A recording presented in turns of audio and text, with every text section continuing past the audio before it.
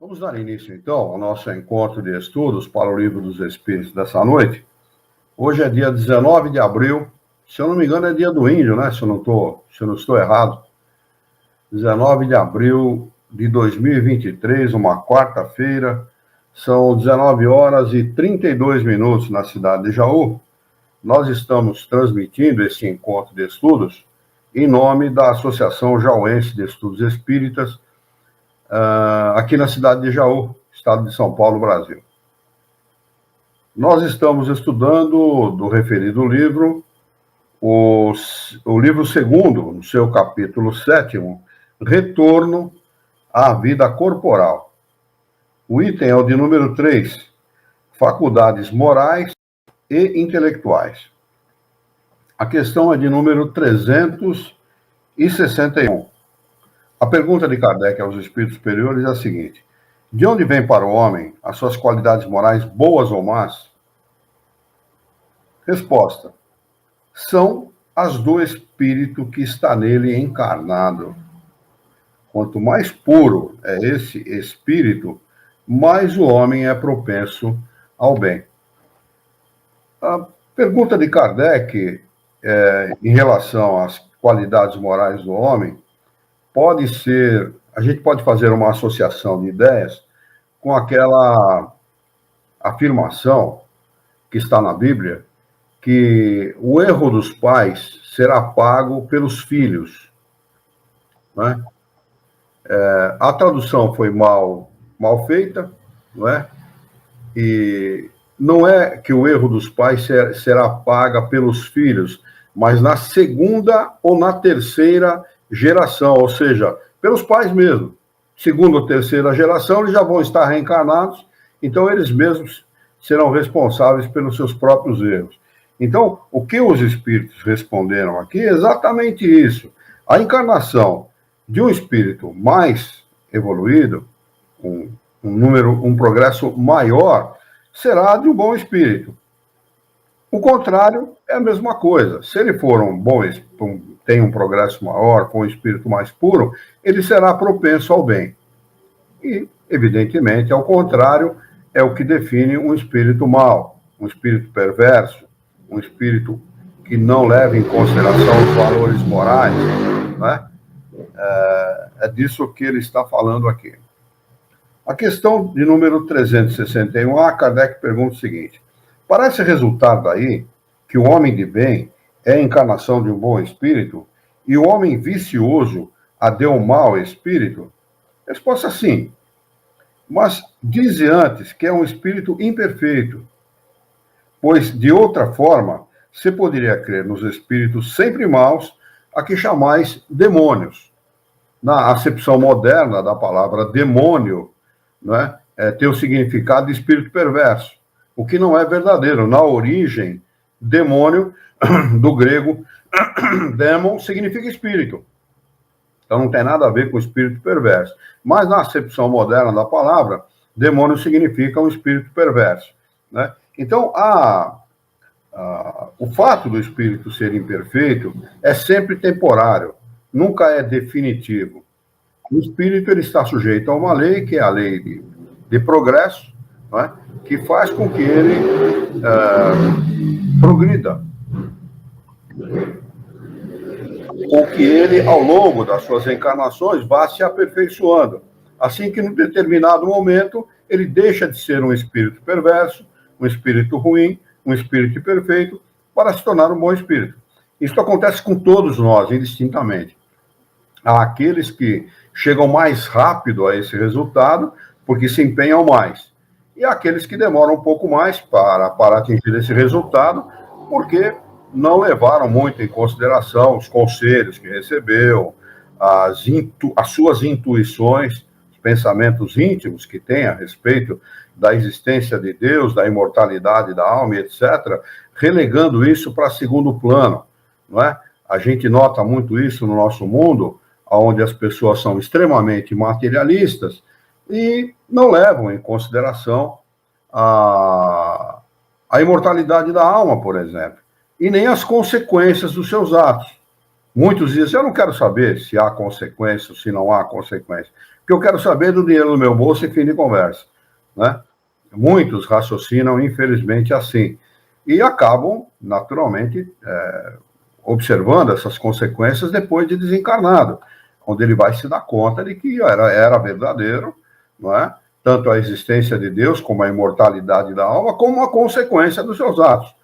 E ele, naturalmente, por conta do desconforto que ele vai ter na vida espiritual, ele vai alterar o seu rumo, o rumo do seu pensamento, a sua forma de pensar, e vai reencarnar de uma outra maneira. E isso acontece com todos também. Não há como o homem ser perpetuamente perverso. Não é? Ele é temporariamente perverso, temporariamente materialista, temporariamente mau. Não para sempre, nunca para sempre. Não é?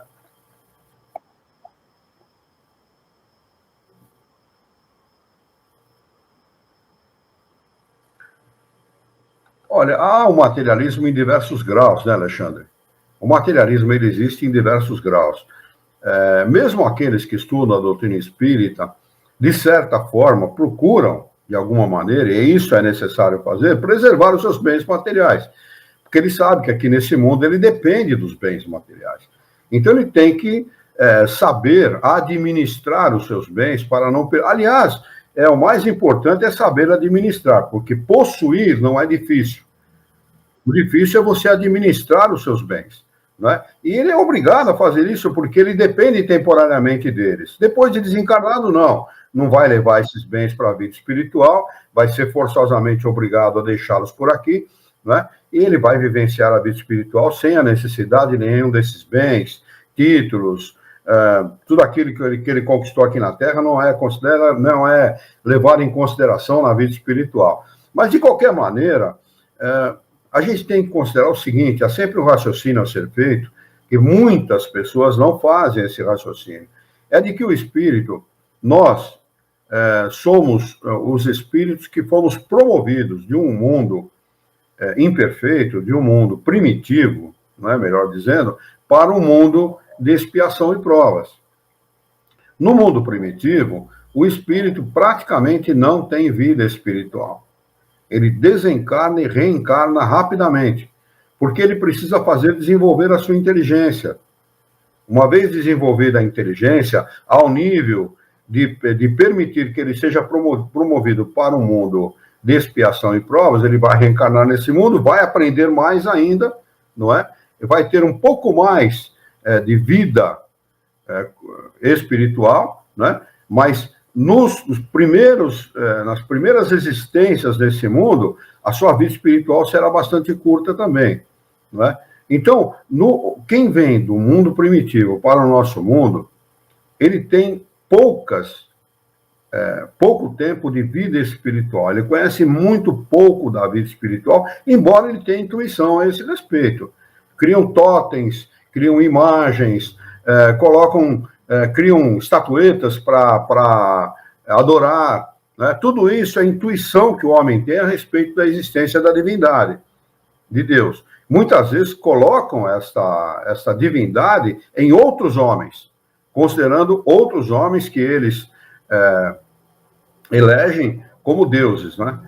Mas, então, isso tem que ser considerado, porque quando nós chegamos nesse mundo, e durante muito tempo encarnando no mundo de expiação e provas, o que nós conhecemos, que os espíritos, quando eu falo nós, estou falando, me refiro à humanidade, o que a maioria de nós conhece é a matéria, é a vida material. E quando o espírito conhece mais uma coisa do que outra, ele valoriza mais o que ele conhece. Não é? Então, é natural este apego inicial do espírito pela matéria. Como isso é revertido? Pela reversão, pela mudança drástica da moralidade. E só uma coisa pode fazer com que o espírito mude a sua maneira de ver as coisas. Só existe uma maneira de fazer com que ele melhore a sua condição moral, a sua vida moral. É desenvolvendo a inteligência. Onde ele ganha discernimento, onde ele ganha capacidade de decidir aquilo que é melhor para ele. A partir do momento que ele reverte esse processo, né, ele sai da vida, desse apego às coisas materiais, para uma vida mais espiritualizada, pelo processo gerado pelas religiões, né, pelo processo gerado pelo conhecimento, pela filosofia, né, pelo conhecimento de um modo geral, ele vai mudar a sua maneira de ver as coisas, ele vai começar a valorizar mais a sua essência, mais o espírito e menos a matéria. Mas é um processo natural, nós chegamos até aqui apegados à matéria. E é natural que as pessoas sejam assim. Mas não é definitivo. Isso que é o melhor de tudo. Né? E a gente sabe disso, de que maneira? Eu, particularmente, dou testemunho da minha pessoa, dizendo o seguinte: a partir do momento que eu conheci a doutrina espírita, aqui os valores a respeito das coisas materiais diminuíram drasticamente. Eu não dou importância para as coisas materiais, a não ser a importância necessária. Eu não vou ficar gastando dinheiro à toa, jogando dinheiro pela janela, não vou fazer bobagem, comprar em excesso, enfim, não vou fazer besteira com o meu dinheiro, porque eu sei que pode me fazer falta no futuro, até porque eu sou aposentado. E aposentado no Brasil, ele é condenado à morte. Ou por falta de remédio, ou por falta de alimentação. Então, com a graça de Deus, eu tenho saúde, eu consigo trabalhar, eu consigo prover as minhas necessidades, mas a gente não faz besteira com as coisas materiais, pois sabe que pode fazer falta. Mas o valor que nós damos, por exemplo, tem gente que fica atormentado dia e noite porque ele não tem a casa suntuosa que ele gostaria de ter, ou o carro suntuoso que ele gostaria de ter, né? Ou as joias suntuosas que ele gostaria de ter, ou a aparência que ele gostaria de ter. Nós estamos no mundo das formas, onde a aparência é muito valorizada, muito, extremamente valorizada. Há um excesso de apego às formas materiais, onde a moda, né, dita o que a pessoa, como a pessoa tem que aparentar. Se ela não estiver dentro daquela aparência ditada pela moda, ela é totalmente rejeitada por muitos da sociedade, né? O que mostra como o homem ainda está atrasado em relação às coisas espirituais, né? Mas tudo isso é sempre muito temporário. É que para nós, como nós somos imediatistas, nós queremos o resultado de preferência para ontem, a gente não vê isto, não julga esse processo a longo prazo. Nós temos que julgar esse processo da nossa mudança ao longo de 2, 3, 4, 5, 10 encarnações. Há pessoas que levam mais tempo para promover essa mudança, e há pessoas que levam menos tempo, mas todos farão essa mudança. Todos nós seremos bons espíritos, todos nós levaremos em consideração, valorizaremos a vida, valorizaremos a família, a criança, o bem, né? As coisas boas, todos nós, indistintamente, mesmo o pior dos homens, um dia vai valorizar essas coisas, porque a lei, ela é de progresso, não é de involução, mas de progresso. O homem não involui, ele não regride, ele progride sempre. Consequentemente, nós todos, indistintamente, num determinado momento da nossa vida, seremos felizes, porque nos tornaremos espíritos perfeitos, espíritos bons. Essa é a realidade, né? Então, essa reflexão que eu fiz é muito em função disso. A pessoa diz, não, mas o homem é muito atrasado, ele está muito... Mas é atrasado naturalmente, o processo é esse mesmo, não é? Por que Deus permite que o processo seja lento? Ele é lento, mas progressivo. É para frente e para cima, nunca para frente e para baixo. O processo é sempre esse. Por que ele é lento? Porque o homem precisa aprender a ter responsabilidade em relação aos seus atos. Se ele vence as suas imperfeições, ele vai se sentir fortalecido moralmente.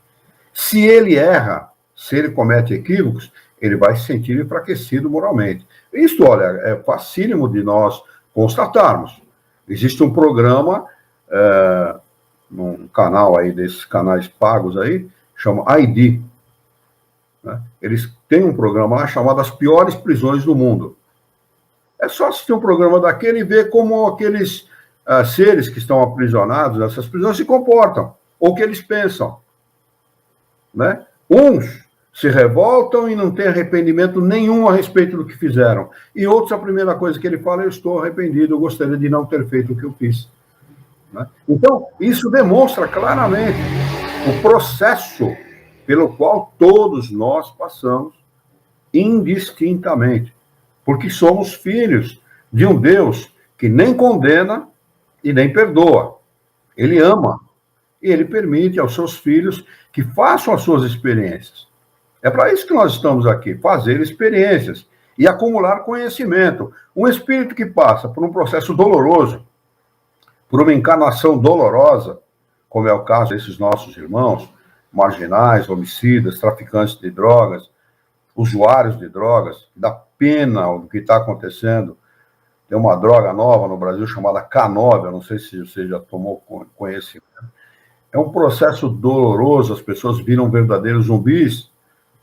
Né? Então, uma pessoa que passa por um espírito que passa por um processo como esse, que é um processo doloroso, longo enquanto ele está existindo neste mundo, e longo depois que ele passa para a vida espiritual, isto vai marcar de tal maneira esse espírito que ele vai desejar tudo, menos voltar àquele processo. Então nós temos, isso demonstra claramente a sabedoria de Deus e a sua misericórdia, porque ele coloca o homem na posição certa, no momento certo, na hora certa, dando ele o livre-arbítrio e as responsabilidades sobre os seus atos. Tendo ele a responsabilidade, ele vai fazer as suas experiências da maneira que ele sabe e pode. Tem esse detalhe também, porque o espírito, quando ele está encarnado, ele faz as suas experiências da maneira que sabe e pode. Às vezes ele sabe, mas não pode. E às vezes ele pode, mas não sabe. Não é? Então, isso também deve ser levado em consideração. Porque é um processo complexo, né, que demanda tempo, por isso que uma encarnação só nunca é suficiente, nunca será suficiente. O espírito precisa de muitas encarnações para realizar as suas experiências, acumular conhecimento, extrair desse conhecimento necessário para aprender a viver melhor.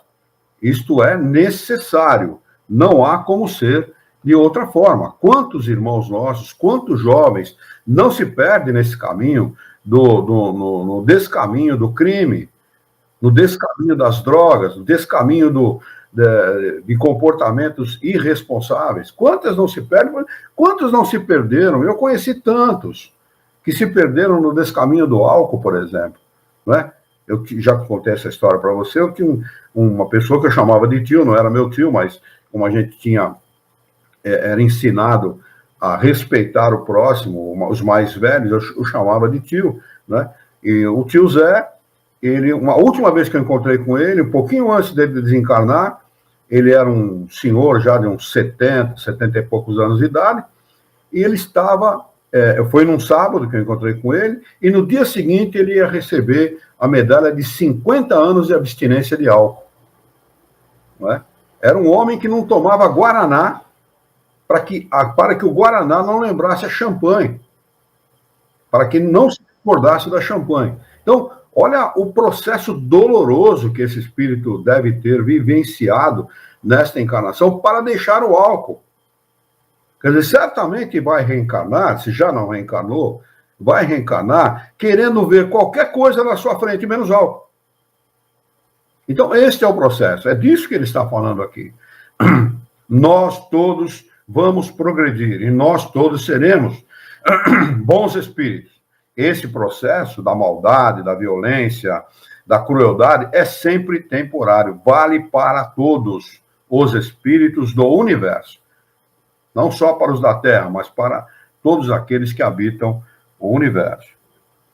Eu sei que foi um pouquinho longa essa minha reflexão, mas eu acho que vale a pena a gente refletir, porque a gente precisa ter conhecimento disso. Por isso que Jesus dizia, não julgueis. Não julgueis para não serdes julgados, porque com a mesma medida com que julgardes, serem julgados. Por quê? Nós julgamos conforme aquilo que nós somos. Se você não tem conhecimento de uma matéria, de uma coisa, não julgue. Como é que nós podemos julgar sem conhecimento de causa? Daí ele dá um excelente exemplo, né? Jesus fazia isso, né? Exemplificava o tempo todo, quando ele, em relação à mulher adúltera, se agacha e começa a escrever com o dedo na areia. Eu sempre fiquei intrigado com isso. Estava escrevendo o quê? Né? E depois os espíritos esclarecem. Ele escrevia mentiroso, mal pagador, irresponsável. Ele escrevia essas coisas na areia. E aqueles que estavam julgando a mulher, que iam apedrejá-la, porque a lei era essa, liam aquilo que Jesus estava escrevendo e recuaram e apedrejaram.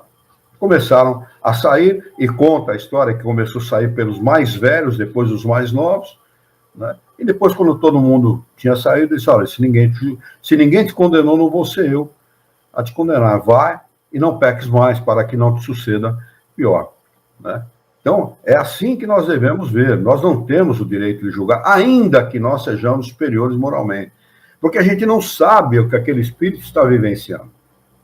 Pode ser uma situação cruel, uma situação difícil, uma situação que cause dor, que magoe o espírito por dentro, porque muitas vezes a gente olha o rosto, mas a gente não vê a alma, e é lá que está a dor, lá que está o ápice da dor, o ápice do sofrimento, né? Por isso que nós não devemos realmente julgar. Muito bem, questão de número 362. Qual é o caráter dos indivíduos em que se encarnam os espíritos brejeiros e levianos? O professor José Herculano Pires dá uma nota aqui.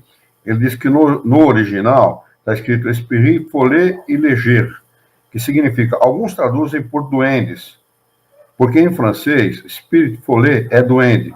No caso presente, porém, o acréscimo do adjetivo léger é a própria sequência do assunto, e a própria sequência do assunto parece dar razão à nossa tradução. Um dos melhores tradutores do Livro dos Espíritos, realmente, na minha opinião, né, Guilherme Ribeiro, né, e o professor José Herculano Pires. Para mim, o professor José Herculano Pires supera Guilherme Ribeiro, na minha opinião. E por isso que ele dá essas explicações para nos mostrar que não houve tradução tendenciosa, né? E sim uma tentativa de entendimento, de entender o melhor possível aquilo que estava escrito em francês. E sempre que há uma tradução, há uma mudança, pode haver uma mudança no sentido das palavras, dando um outro sentido à frase.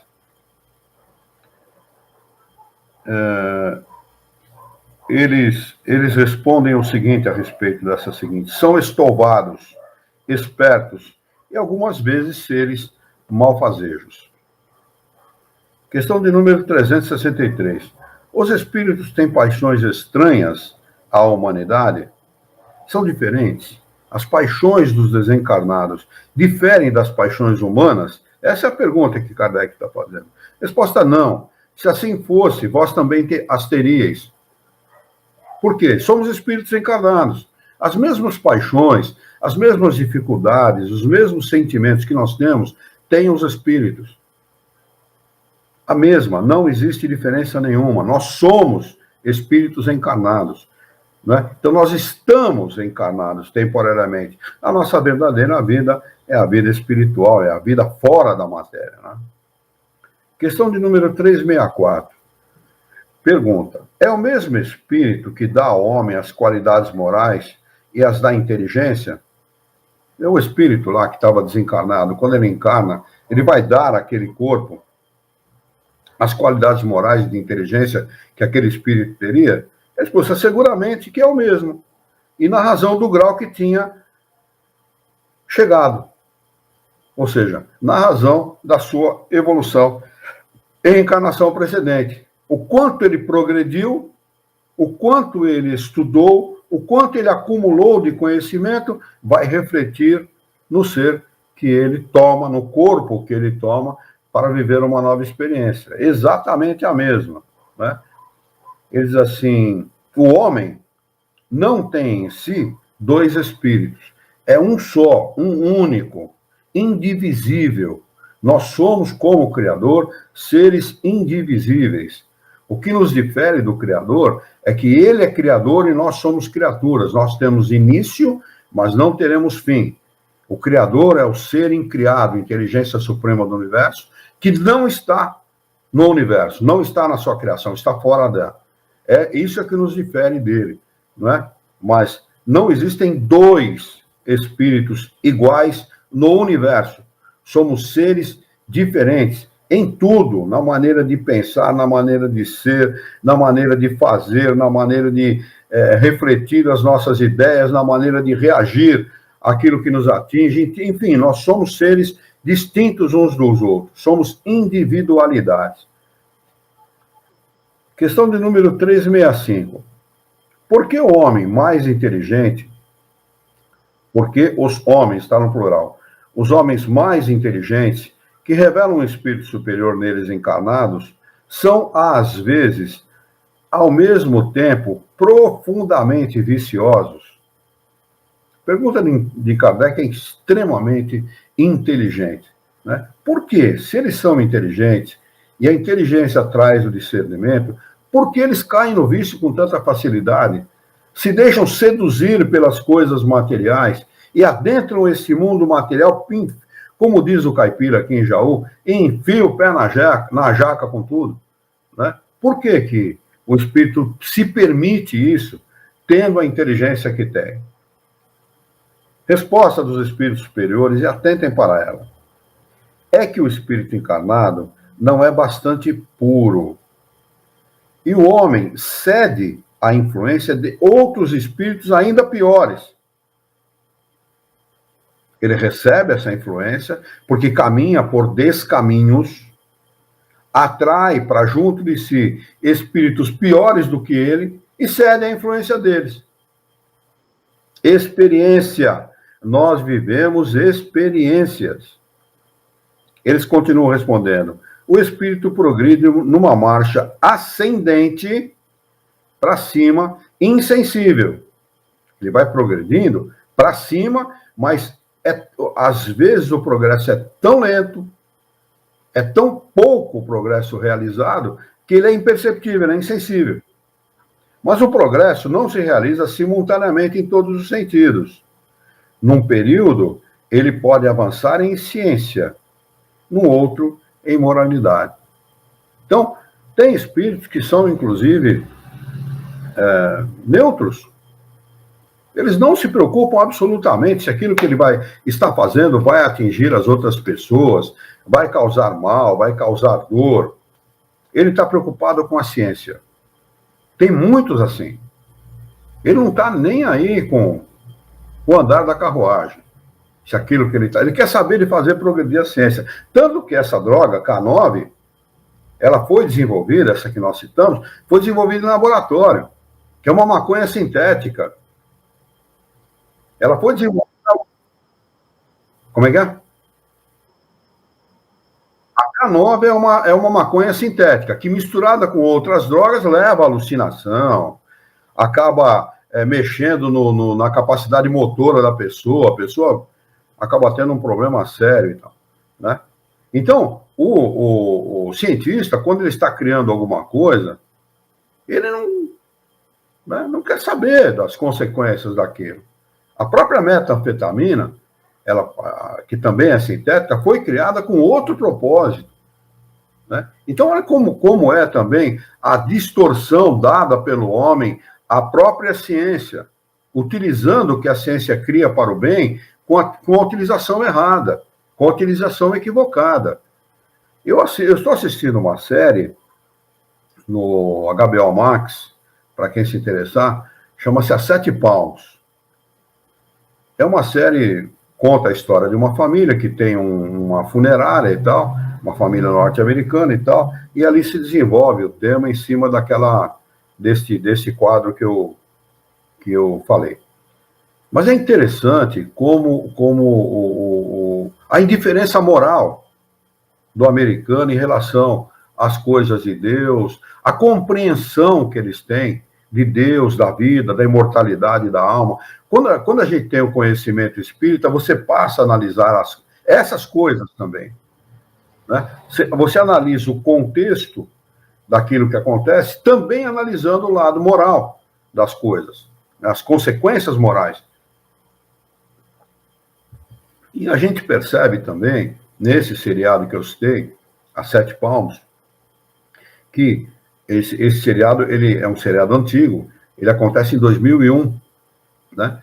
O processo através do qual esse pessoal da nova ordem mundial enfiou na sociedade norte-americana e, consequentemente, na sociedade mundial, porque tudo que acontece na América do Norte é distribuído no mundo inteiro, né? Enfiou a questão da homossexualidade, tratando a homossexualidade banalmente, de uma forma banal, enfiando na cabeça de todo mundo que aquilo é uma coisa normal, tem que acontecer mesmo e tal. Sexo fortuito é tratado de forma banal. Crianças com 17, 16, 15 anos fazendo sexo de uma forma banal e tal. É interessante como isto ocorre, e isto ocorre num país tecnologicamente desenvolvido, com facilidades materiais muito grandes. Pessoas moram em casas boas, calafetadas, né, com um sistema de ar condicionado central. Todas as casas nos Estados Unidos da América têm ar-condicionado central. Então, eles têm uma facilidade de vida. Alimentação fartíssima. Fartíssima. Geladeira do pessoal é enorme, sempre cheia. O sujeito, qualquer hora do dia, vai lá, abre, pega alguma coisa, sai tomando, sai bebendo. O que eles jogam de comida fora, no próprio seriado mostra, o sujeito dá 2, 3 garfadas num prato cheio e vai embora. Não, eu estou com pressa e tal. Então, esse tipo de coisa que demonstra que inteligência por si só, ela é muito pouco para o homem.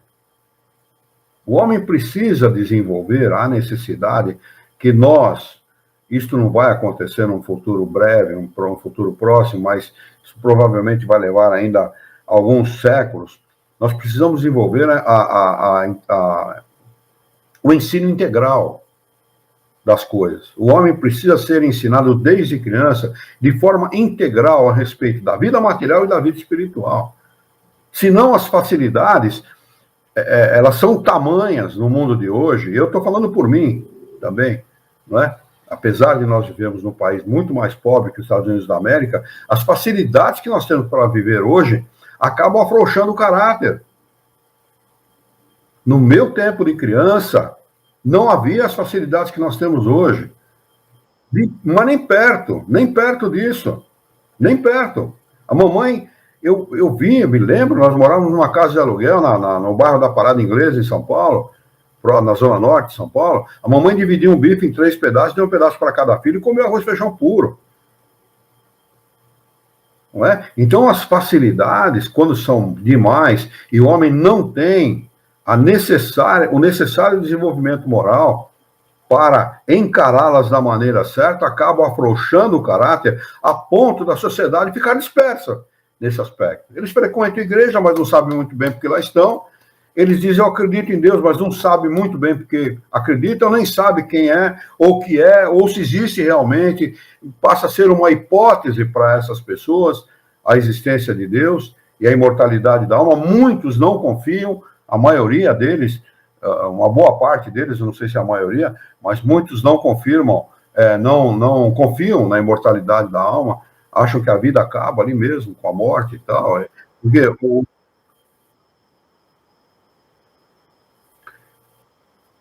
presumo que sim, porque eles têm tantas facilidades, que eu sigo um sujeito no Facebook chamado César Simões.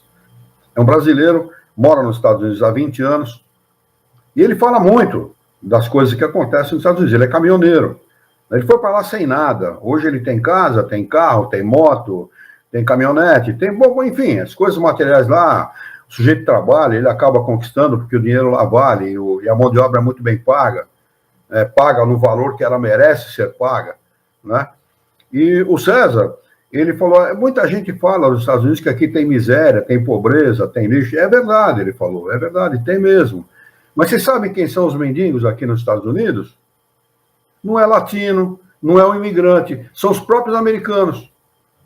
Você não vê latino, imigrante, como mendigo aqui nos Estados Unidos, são os próprios americanos que são indolentes, não querem trabalhar. E como o governo dá muita ajuda, inclusive vale alimentação, uma série de coisas para as pessoas, né, as pessoas simplesmente não trabalham. Ele acorda de manhã, ele mora numa barraca, ele dorme numa barraca lá, ele acorda de manhã, ele atravessa a rua, pega o carro e vai andar. Ele tem carro. É o mendigo que tem carro. Né? Então, olha a que ponto chega a destruição de uma sociedade pelas facilidades materiais, quando a recíproca moral não é verdadeira. Porque se há uma recíproca moral, se há uma evolução moral, a ponto de estabelecer um limite para o sujeito, ele não vai cair presa das suas próprias, das suas próprias facilidades. Né? Muito grande, a facilidade é muito grande, e não acompanha, a facilidade material é muito grande, e a fragilidade moral é muito grande, e não acompanha o devido respeito por essa facilidade. Porque nós temos que respeitar as facilidades. Nós não podemos simplesmente dizer, dane-se os outros. Não é assim. Se você tem hoje, você pode não ter amanhã, porque o que você tem hoje pode ser retirado amanhã. E quando eu falo amanhã, eu falo o seguinte, o mesmo que Kardec disse, nós temos sempre que considerar o retorno. Ou seja, nós temos sempre que considerar uma nova encarnação. Você tem muitas facilidades hoje e você pode reencarnar sem facilidade nenhuma. Aí você vai lamentar a falta delas. Não é? Então, é necessário que nós criemos um sistema educacional integral, que a educação seja dada de forma integral para o homem valorizar as coisas espirituais, os bens espirituais, para que não caia presa, vítima de si mesmo, como é o que está acontecendo na nossa sociedade moderna. Então, eu não sei se eu acabei de ler tudo, mas ele diz assim, o espírito progride numa marcha ascendente e insensível, mas o progresso não se realiza simultaneamente em todos os sentidos. Num período ele pode avançar em ciência, num outro em moralidade. Questão de número 366. Que pensar da opinião segundo a qual as diferentes faculdades intelectuais e morais do homem seriam o produto de outros tantos espíritos diversos nele encarnados, tendo cada qual uma aptidão especial? Kardec faz essa pergunta porque houve no tempo dele pessoas que criaram essas teorias. Como hoje nós temos teorias aí dos novidadeiros dentro da doutrina espírita, né? No tal do Reiki, e outras tantas teorias que não tem nada a ver com doutrina espírita. Eu não estou julgando aqui o mérito, né? A qualidade, né? De que essas práticas podem dar ao homem como contribuição. Não estou julgando isso, não. Mas não é espiritismo. Não é espiritismo, só isso. Né? Então, o que é, eu nem sei, né? Mas o fato que não é espiritismo, esse é o fato. Espiritismo é Kardec, ponto. Né? O fato é que espiritismo é Kardec, ponto. Fim de conversa. Ele nasceu a 18 de abril de 1857. Ontem, em termos históricos, né? Ontem, e é muito mal conhecido, ou praticamente um desconhecido para a sociedade humana. Praticamente um desconhecido, essa é a verdade. Todo o resto, o esoterismo, o religiosismo, todas essas coisas, né, são coisas que dão lá a sua contribuição para a sociedade, mas não tem nada a ver com doutrina espírita. Essa é a verdade. Numerologia, cristalterapia, florais de Bach, sei lá, tudo isso tem lá o seu valor. Eu não julgo o mérito nem o valor das coisas, né? Mas não é doutrina espírita. Misticismo, né? Numerologia, né? 7, 14, 21, número para isso, número para aquilo. Cada um tem a sua maneira de pensar e eu respeito todas. Mas não fale que isso é doutrina espírita, porque simplesmente não é. Quem estuda um pouco de doutrina espírita sabe aquilo que eu estou falando. Espiritismo não é religião. Kardec define a doutrina espírita da seguinte maneira, está lá no livro que é o Espiritismo, no preâmbulo deste livro. Espiritismo é uma ciência que trata da natureza, origem e destino dos espíritos, bem como de suas relações com o ser encarnado. Isso é a definição de doutrina espírita. O diálogo com o padre, ele diz assim, quem chamou o espiritismo de religião foi a Igreja Católica. O espiritismo não é religião, é fim de conversa. Há muitos religiosos no meio espírita, não, porque quando você fala que não é religião, nossa, o pessoal sobe no salto. Não, porque é religião, porque não é religião, gente. Ele muda o homem moralmente. Ele altera a sua condição moral. Então, ele tem um efeito da melhoria moral do homem, que não tem nada a ver com religião, porque todas as religiões, a proposta de todas as religiões é a melhoria do homem. Ressalto feito a que todas elas vieram de um homem, mas o espiritismo não. Todas elas derivam de um homem, de um ser humano, de um encarnado, mas o espiritismo não. Então ele tem outra proposta. Ele tem a proposta, a mesma proposta de Jesus, aliás, de ensinar ao homem que é um ser imortal e que o que rege a vida do homem são leis naturais. Não adianta pedir para Deus ajudar, que ele não vai ajudar. Não adianta pedir para Deus dinheiro, que ele não vai te dar. Não adianta pedir para ele resolver teus problemas, porque quem tem que resolver seus problemas é você mesmo. Outro dia me perguntaram, então para que serve a prece? A prece serve para dar suporte moral, para fortalecer moralmente ao homem. É necessária? Extremamente necessária no mundo de expiação e provas. Mas por que então os espíritos dizem que a melhor das preces é o bom comportamento? Quem se comporta adequadamente não precisa fazer prece, porque a vida dele já é uma prece. Vide Jesus de Nazaré. Ele não precisa fazer prece nenhuma. Ele já era a vida dele era uma prece. Um homem que, por caminhar no meio do povo, disse para o seu seguidor, alguém me retirou virtudes. Quem era esse homem? Ele estava sendo apupado, ligado a umas dezenas de pessoas que o apupavam no meio da multidão, e quando alguém, aquela mulher com um sangramento, lhe tocou as vestes, porque julgava que poderia, apenas tocando as vestes de Jesus, ser curada, quando ele lhe toca as vestes, ele diz, alguém me retirou virtudes. Por quê? Porque ela, com a sua fé, com a sua convicção, sabia que, tocando aquele homem, que era um ser superior, ela poderia ser curada. No que ela acreditava na realidade? Ela tinha uma fé irretocável em Deus e naquele ser que vinha mostrando às pessoas do que ele era capaz. E o que ele doou? O que eram essas virtudes às quais ele se referia? Fluidos. Fluido vital. Ele doou uma quantidade muito grande e ele percebeu isso quando foi retirado dele. Fluido vital. É isso que o médium no passe faz, com a ajuda dos espíritos. Não é? Então, o comportamento de Jesus era uma prece. Ele não precisava fazer preces. Nós precisamos, porque precisamos de fortalecer-nos moralmente. Nós não temos a fortaleza moral de Jesus, né? Mas ele tinha.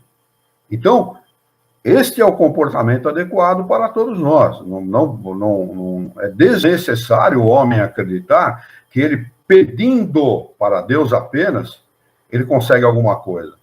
Ele consegue agindo. Ora, ação. Oração. Orar e agir.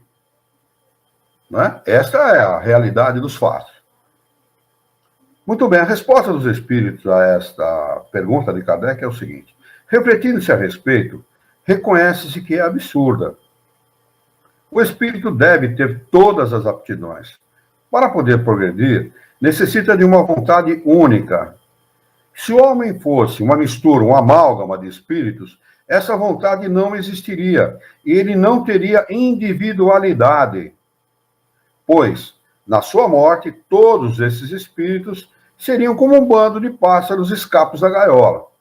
O homem se queixa muitas vezes de não compreender algumas coisas, mas é curioso ver-se como ele multiplica as dificuldades. Quer dizer, além de não arrumar resposta, as verdadeiras respostas, cria mais dificuldade ainda. Para quê? Você misturar um monte de espírito num corpo só? Para resolver o quê? Absolutamente nada. Quando tem em mãos uma explicação muito simples e natural. Um espírito, uma individualidade, um ser progredindo, intelectual e moralmente.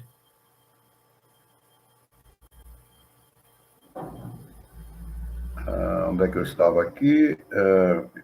Isso é ainda tomar o efeito pela causa. Fazer com o homem o que os pagãos fizeram com Deus, dividiram Deus em muitos deuses, né? Eles criaram tantos deuses quantos os fenômenos do universo. Mas, mesmo entre eles, as pessoas sensatas não viam nesses fenômenos mais do que efeitos, tendo por causa um único Deus. Então, a inteligência é efeito do espírito. A moralidade é efeito do espírito. Nenhuma das duas é fim, é meio. A inteligência é meio de progresso e a moralidade é meio de aperfeiçoamento. Não é fim, não é? Kardec dá uma explicação maravilhosa a isto que os espíritos estão ensinando aqui. Um acréscimo de explicação, né? Deixa eu ver se eu estou na página certa. Estou. Ele diz o seguinte, explicação de Kardec, acréscimo de explicação de Kardec. O mundo físico e o mundo moral nos oferecem, a respeito, numerosos pontos de comparação. Acreditou-se na multiplicidade da matéria, enquanto o exame se destina na aparência dos fenômenos. Hoje, compreende-se que esses fenômenos, tão variados, podem não ser mais do que modificações de uma matéria elementar única. Então, supunha-se, né, que o universo era composto de fogo, água e ar.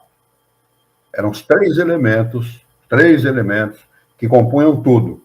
Hoje já se sabe que um único elemento é gerador de todas as coisas, que é o fluido cósmico universal. Não é? Então, olha como as coisas mudam. As teorias são criadas em função do desconhecimento do homem, a sua ignorância, e à medida em que o tempo vai passando, ele aprende a sua maneira de ver e de saber das coisas, porque as coisas vão sendo aperfeiçoadas. Lei de progresso. As diversas faculdades são manifestações de uma mesma causa, que é a alma, ou do espírito encarnado, e não de muitas almas, como os diferentes sons do órgão são produto de uma mesma espécie de ar, e não de tantas espécies de ar quantas forem os sons. Desse sistema, resultaria que, quando um homem perde ou adquire certas aptidões, certas tendências, isso significa que outros tantos espíritos o possuíram ou deixaram, o que o tornaria um ser múltiplo sem individualidade e, consequentemente, sem responsabilidade. Se não há individualidade, não há responsabilidade, consequentemente. Isto é muito útil àqueles que não querem assumir responsabilidade. Meu pai dizia assim, eu sou assim, nasci assim e vou morrer assim. Eu dizia para ele, pai, não é assim. E não é assim mesmo. Não é porque o homem tem uma tendência, um vício, ou uma maneira de ser, que ele vai ser assim o resto da eternidade. Não é verdadeiro isso. O homem ele precisa e deve mudar, se aperfeiçoar. E não tem jeito como fugir dessa realidade. Ele vai se aperfeiçoar, mesmo que ele não queira. A lei é de progresso.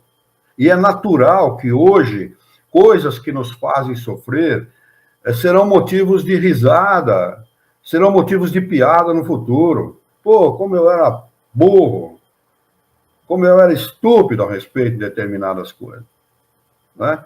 E é assim que é mesmo. E coisas que nós fazíamos na infância, por exemplo, hoje causam risada para nós, né?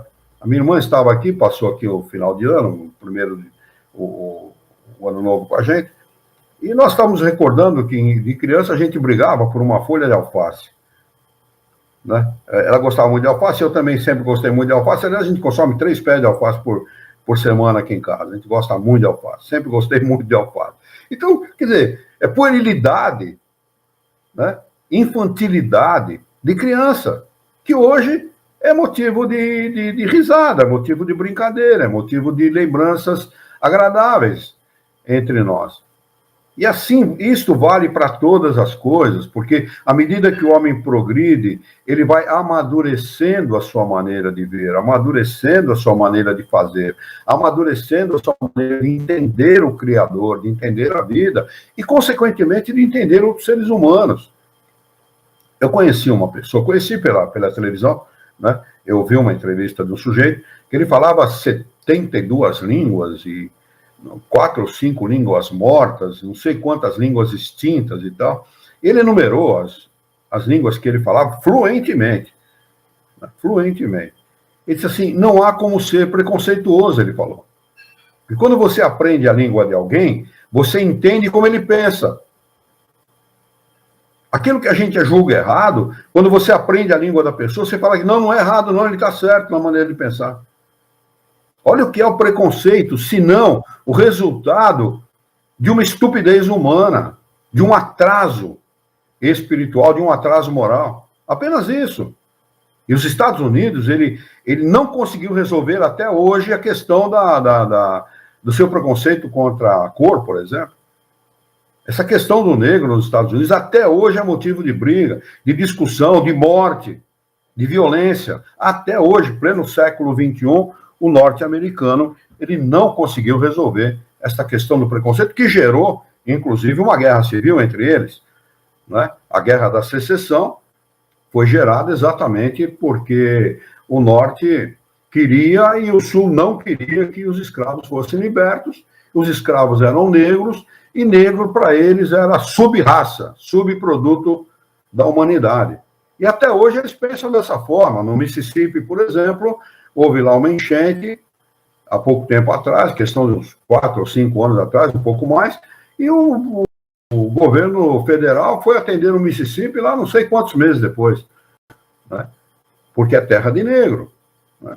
É impressionante como eles não conseguem resolver esse problema complicado do racismo nos Estados Unidos da América. Embora haja racismo aqui no nosso país também, a gente não pode negar isso, mas o brasileiro consegue levar a coisa meio que no vai da valsa, né? Então, chamou de negrão e leva na brincadeira e tal, e não existe, na minha opinião, não existe tanto racismo quanto nos Estados Unidos da América. Mas é impressionante, né? Como o homem ainda se deixa levar pela ignorância, se deixa levar pelo racismo, né? Pela intolerância ao outro, a maneira de pensar do outro. Né? Na Bósnia, por exemplo, aconteceu uma guerra porque 25% da população era católica, 25% era protestante e os outros 50% eram muçulmanos. Né? Destruíram a Bósnia por causa disso. A Guerra da Bósnia, passaram por 2 grandes guerras, a Iugoslávia, e a guerra da Bósnia foi fruto de uma guerra religiosa, gerada por intolerância religiosa. Olha que absurdo, né? Pleno século XX, que aconteceu a guerra lá, né? Em pleno século XXI, ainda estão sofrendo o efeito da guerra civil gerada por intolerância religiosa. Isto, além do mais, é contraditado pelos tão numerosos exemplos de manifestações em que os espíritos provam sua pessoa. Vamos marcar aqui o item de número 4, influência do organismo, para nós retomarmos na próxima quarta-feira. A pergunta é 367, né? Vamos marcar aqui a questão, então, o item 4, questão 367. influência do organismo, item 4, questão 367, do Livro dos Espíritos. Alguma dúvida, Isabel? Alguma dúvida, Alexandre? Isabel, se tiver alguma dúvida, escreva aí, porque a gente conversa. Ok? Muito bem. Vamos, então, fazer a nossa prece de encerramento? Vamos elevar o nosso pensamento, mentalizar a figura excelsa e amiga de Jesus, nosso mestre, nosso modelo e guia da humanidade, e juntos com Jesus vamos nos dirigir ao Criador, ao Senhor da vida, fonte inesgotável de paz, de amor, de bondade, de misericórdia e justiça, para agradecê-lo muito pela oportunidade de aqui estarmos reunidos em seu nome para discutirmos as questões propostas pelo Livro dos Espíritos dessa noite. Queira o vosso amor, a vossa bondade, a vossa misericórdia, que tenhamos bom ânimo, coragem, determinação, ideias renovadas, alegria de viver e muito entusiasmo, para que nós possamos trabalhar, sermos úteis à sociedade em que vivemos e, desta forma, dignificar a vida. Dá-nos ainda a coragem necessária para que nós possamos orientar a própria existência por um profundo e sincero respeito pelo nosso próximo. Em teu nome, em nome de Jesus, em nome dos bons espíritos, em nome do nosso diretor espiritual e sua equipe, nós declaramos encerrado o nosso encontro de estudos dessa noite, e que assim seja.